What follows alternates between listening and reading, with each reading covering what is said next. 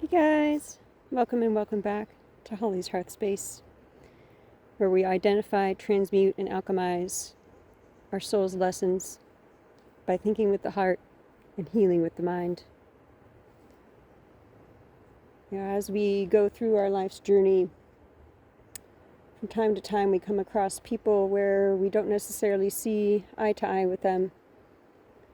This could be on varying levels or aspects of life.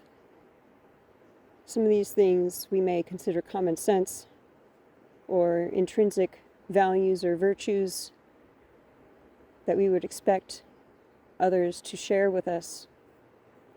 But we can come across people of many different walks and ways of life that don't hold the same visions and values and ideas and perceptions that we do. And these things are not necessarily just about worldly intelligence or cultural norms and values or religious doctrine.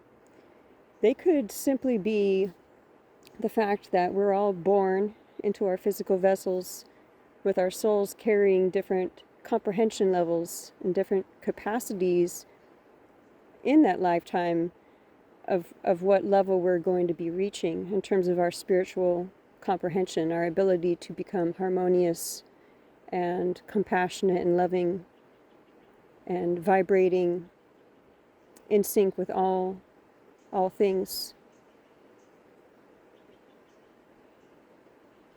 Our capacity to interpret, absorb, and alchemize and transmute specific obstacles or suffering into lessons of personal growth and harmonization in our lifetime determine the level of spiritual comprehension we achieve and carry as memory into our next soul's journey, or soul's next journey. And so what we achieve in our lifetimes ends up being carried forward into our soul's next lifetime. And thus, each time we reincarnate, or each time we are inhabited by spirit, we don't just come as empty blank slates. We come with the generational and spiritual memories of the lifetimes that we existed in prior. And the generational memory, right, of our ancestors' lifetimes, our parents' lifetimes, not just the genetic memory, but the beliefs and the emotional codes that were carried down between generations and through generations. Spiritual memory and soul's journey is why some children know or understand or assess things outside of expected behavior at a comprehensional level that we would think would only be achieved by people who have inhabited the earth for quite a bit longer and experienced quite a bit more encounters and diverse events in order to create these understandings. But some children are naturally imbued with these understandings. Some children don't get easily surprised or taken aback by the things that they witness in the world because they've already lived these things in past lifetimes. It's not new to them. Some children just naturally understand the ways of the world or the ways of other human beings or the ways of creatures or the ways of the earth because they've already lived it. Meanwhile, there are also some adults who continue living their whole lives acting like stubborn, manipulative children because they were born into very new souls that maybe didn't know how to navigate this world and didn't learn the same lessons at the same level just yet.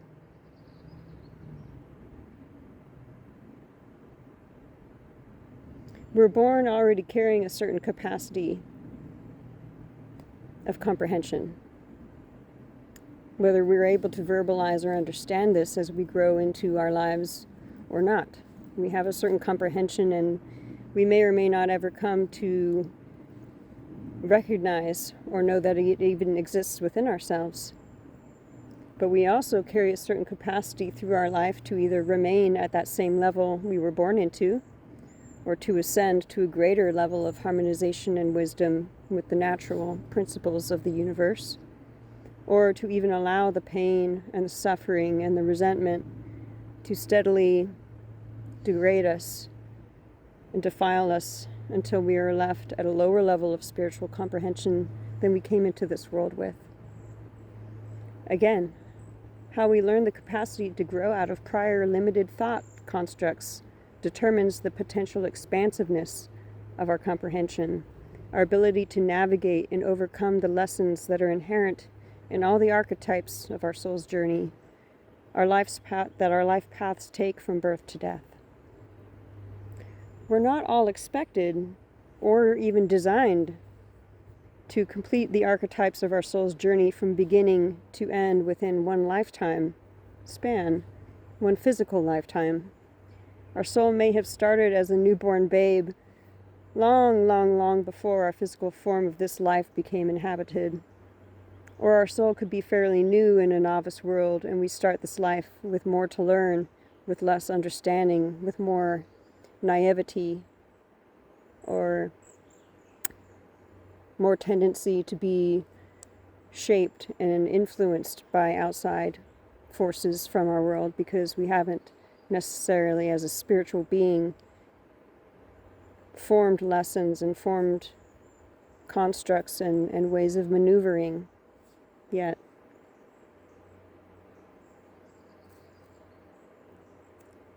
Each individual lifespan carries perhaps a specific level of growth that needs to be achieved. If not even, going beyond that one achievement, there's a specific level that needs to be achieved or comprehended to allow for and ensure that our soul's next form gets a different and hopefully more peaceful, wise, or ascendant experience of spirituality in the next way through. If we don't learn the lessons of our patterned suffering in this lifetime, which, as I already stated, much can be inherited or generational, we risk perpetuating the need to learn that same lesson in our next lifetime, and stagnancy is not favored very well by the universal law. Our suffering often is our life lesson. The things that perpetuate our suffering, our tendencies and our coping mechanisms, our limited thought constructs, our beliefs and our fears, all these things that create pain, suffering, and limitation in our life are often the things that are the lessons we need to work through in order to expand so we don't experience these same sufferings and limitations in our next lifetime. If we overcome one lesson in this life, it is very likely we can contain several other lessons to learn as we continue to move forward, to traverse, and to move beyond each lesson. There is often one arising just beyond it.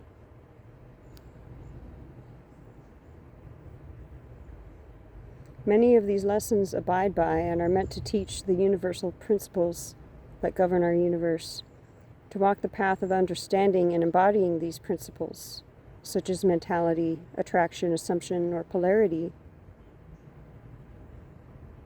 An example would be perhaps you were born into and grew up in a belief of being in poverty or in lack.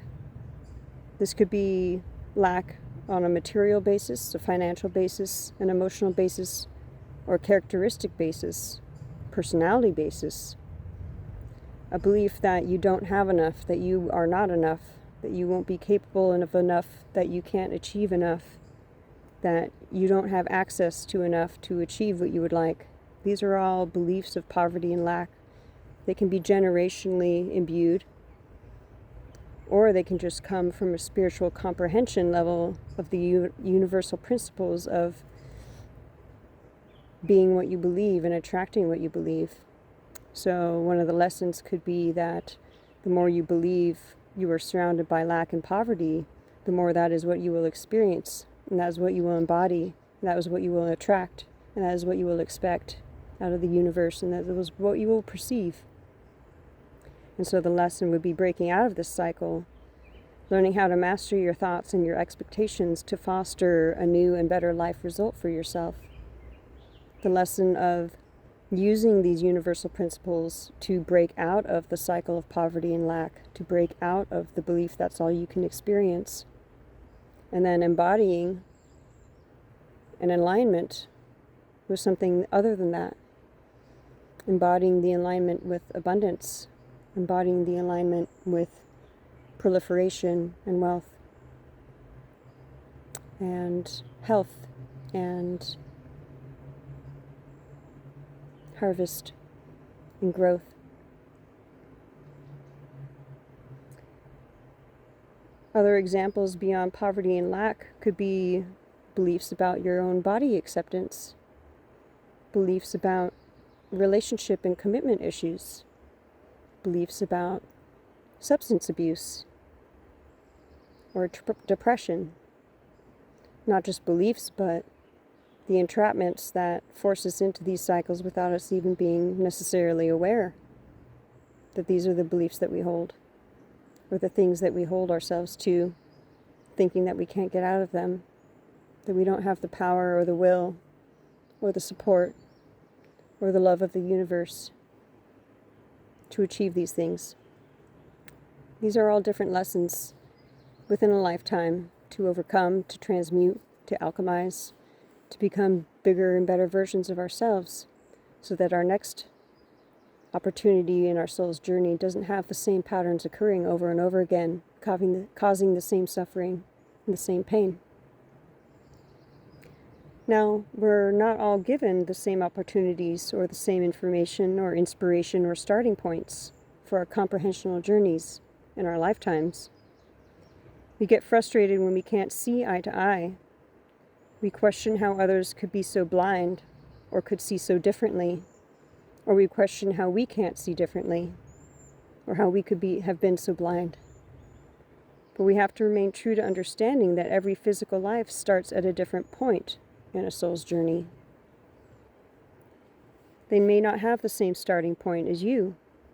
They may be at a greater level, and it is actually you who must pause to assess your own level of arrogance, assumption, or projection. Some people trigger us not to validate our intellectual superiority, but to illuminate the fallacies of our own egos.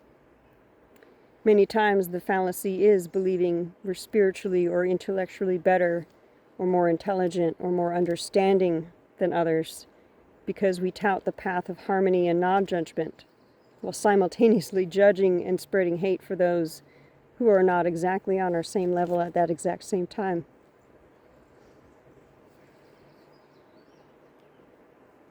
This is the idea of hating haters is no different than the haters hating you. We can't expedite or ensure the transmutation and progression of the soul journey of others. We can't exert our own will or force our own interpretation of another soul's comprehension embodied into their physical form. And believing we know how or should influence another soul's expansion through argument, force, shame, persecution, or manipulative suggestion only shows how much more comprehension our own souls must expand into. For we are not the overseers of others' souls. We're not all designed to elevate and expand at the same rate. Accepting this allows us to recognize that when we simply can't see eye to eye with others, it has less to do with emotional or intellectual disparity and more to do with different souls responsible for activating on different levels before being able to progress forward harmoniously.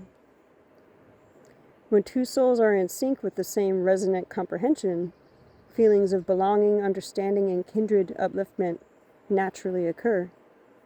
Sometimes one soul continues with more lessons, while another remains where it is for a while. All of these things are natural. All of these things are to be accepted. As physical vessels, we're not responsible for what we attain as wisdom and knowing when the spirit inhabits our body at birth or at conception, whatever you believe in. That's not the point of this video. We're not responsible for learning what we attain as wisdom and knowing when the spirit inhabits our body, and we're not entirely responsible either for for what lessons we'll be learning, or necessarily how fast we'll be able to progress through them, if at all, in our lifetime. Much of life's work is about even getting to a point of acknowledging that there are soul lessons and work to be done. It's beyond the work of financial income. It's beyond the work of reproducing and rearing the next generation. It's beyond the work of improving society, ecology, or humanity. It's recognizing that underneath it all, we are souls with codes and wisdom, lessons, and yes, power to gain and assimilate as fragments of embodied consciousness. So when you don't see eye to eye with someone, don't blame it on closed-mindedness or a lack of knowledge or emotional disintegrity. Don't see them as different or lesser or as a competitor. See that their soul is at a different stage than yours, beyond their control. They are responsible for living a different perception. They are responsible for transmuting different lessons. They are responsible for growing into a different personification than your own soul is guided to be at this point in time. These are all necessary things. It is not wrong, evil, or a threat to who you are supposed to be. Focus on your own lessons. One of them is likely to involve understanding why you get triggered by different personalities or points of view, no matter if you see them as entirely wrong or entirely right. Thank you for joining me in this session. Share love with each other. Share love for yourselves. Share love with the creatures in the earth. Like, comment, and subscribe. I'll see you guys next time. Stay cozy.